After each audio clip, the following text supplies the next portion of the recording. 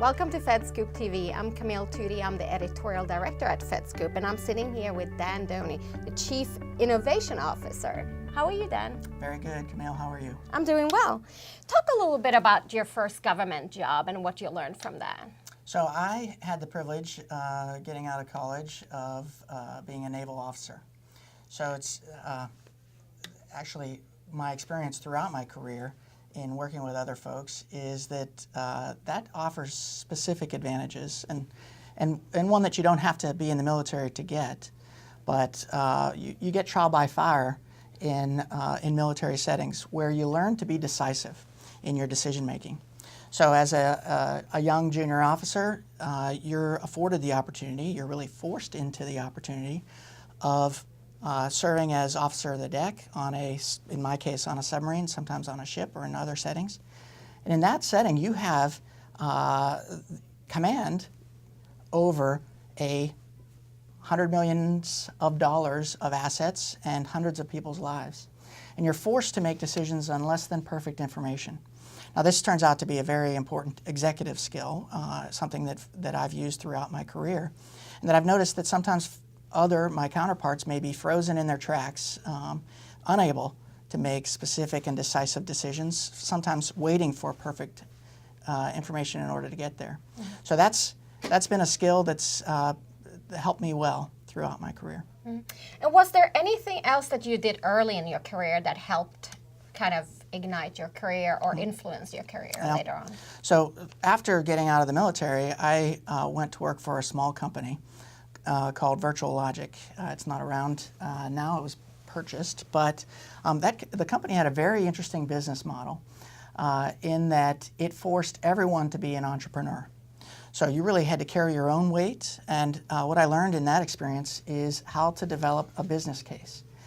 Now, this has really paid dividends throughout my career because, and this is our mantra at DIA today, is ideas to action. Well, the difference, an idea in action is an initiative. And the difference between an idea and an initiative is really building a business case.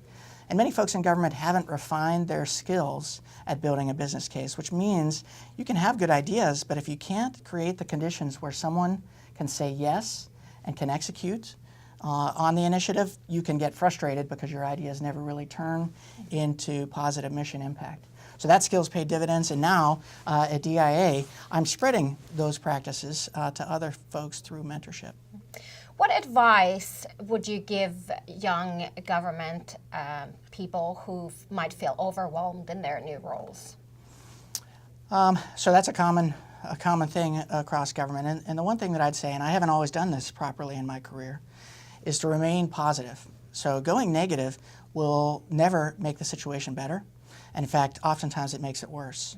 But if you stay positive and stay above the fray, you'll find that the conditions oftentimes change. The other thing that I'd offer as advice is don't be afraid to move around. In my career, I've moved to a number of different settings, and oftentimes when I move from one setting to another, again, this is something that the military trains you to do, for the first month or two, will regret the decision to have moved, thinking, what have I just got myself into? But a difference in perspectives really helps you to get a full context, and that becomes helpful as you progress in your career. And looking back, what would you say is the best career advice you've ever received?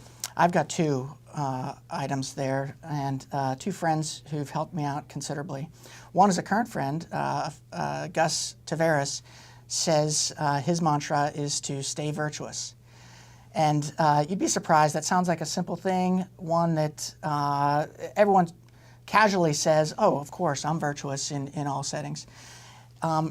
Keeping it on the front of your mind in every engagement to remain virtuous and stay above the fray has proved to be very valuable to me, as I've found in many settings where you get in a contentious situation, especially as a reform agent, remaining, considering other people's position, staying true to your position, letting your yes be yes, it really does pay dividends. Mm-hmm.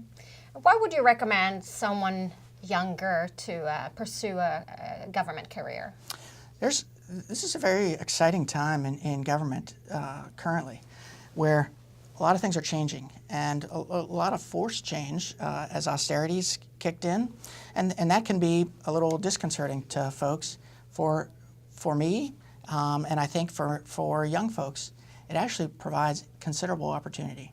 There is a demand for fresh perspectives now that we haven't seen in many, many years. There's an opportunity for folks to come in with new models and especially with new energy and really make a difference in government. So the demand's never been higher, and again, the opportunities follow the demand. Can you talk a little bit about one of the projects that you're currently working on? So as Chief Innovation Officer, we're really engaging, did I say Chief Innovation? Chief Innovation Officer. We are engaging in a series of reform in our agency, really driving agility, driving a speed that's uncommon in government in the way that we do our business. This, of course, involves cutting through bureaucratic red tape, really getting to crisp and decisive decision making. And it's not new that the government has desired innovation, but having a specific set of actionable steps by which a government becomes innovative, a government agency becomes innovative, is new. And we're really engaged in that now, and I think with very exciting results. Dan, thank you so much for joining FedScoop TV. We really appreciate it. My pleasure, Camille.